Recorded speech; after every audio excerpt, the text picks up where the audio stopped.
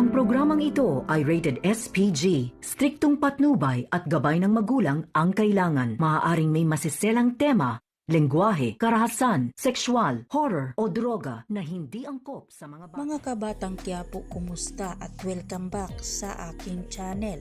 Narito ang aabangan natin sa FVJ Batang Quiapo. Tapos nga ang sagupaan ni Brando at Ramon, nakita na lang nila si Tanggol na pinaghigantihan si Divina. Hindi nilang pinasakay si Tanggol sa sasakyan. Tapos nga niligpit ni Tanggol si Divina sa sasakyan habang tumatakbo sila. Sabi ni Tanggol sa kanyang mga kaibigan na ang lalaking nakamaskara gusto siyang gantihan at tapusin at siya nga raw umano ang anak ni Divina. Ito na nagsimula ang pagduda ni Tanggol na ang lalaking yun ay baka si Bernard. Samantalang nagtagumpay nga si Rocky Boy sa kanyang masamang balak kay Punggay. Hawak ni Rocky Boy si Punggay at nakatali ang dalawang kamay. Ingit-ngit sa galit si Punggay nang malaman niyang si Rocky Boy din ang nagsamantala sa kanyang kapatid na si Dimples. Ngunit pinagtawanan lang siya ni Rocky Boy. Labang walang pakialam sa sinabi ni Punggay. Naglabas ng patalim si Rocky Boy at gusto na sanang tapusin si Punggay. Bago pa man saksakin ni Rocky Boy si Punggay, dumating sila Tanggol. Sumigaw si Punggay at humingi ng tulong kaya narinig nila Tanggol. Hinanap nila ang boses kung saan nanggagaling yun. Bigla na lang lumitaw si Bernard sa likuran nila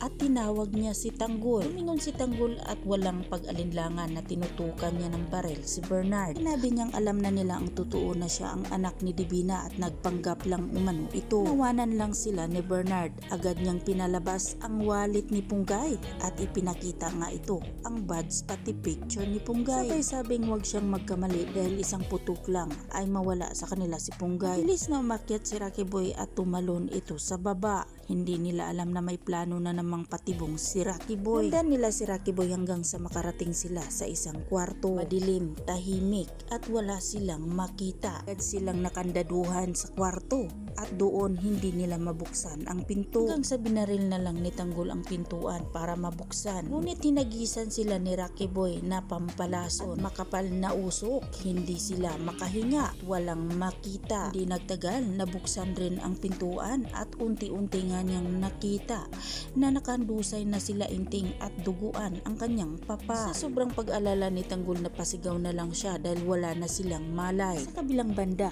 kinausap ng abogado ang mga gerero at doon binasa nila ang huling habilin ni Don Gustavo sa kanila. May matanggap ng mga gerero lalong-lalo na si Miguelito na mas malaki pa ang share ni Marites kaysa sa kanila. Sa iniwang ari-arian ni Don Gustavo, nagwala si Miguelito sa galit at hindi siya makapaniwala. Kung sa presinto ay nagkainita naman ang ulo ni Rigor at ni Hector Victorino. Nainit ng ulo ni Rigor, sinabihan niya si Hector na binabayaran lang ang presinto para makapasok si Hector bilang pulis. Hindi nagpatinag si Hector at ibinaliktad niya ang sinabi ni Rigor sa kanya. Kaya dito na nga nagalit si Rigor at bigla niyang sinuntok si Hector. Ang ating pagkatutukan at sabay-sabay na lang nating aabangan mga kaibigan dito lang sa FVJ Batang Quiapo.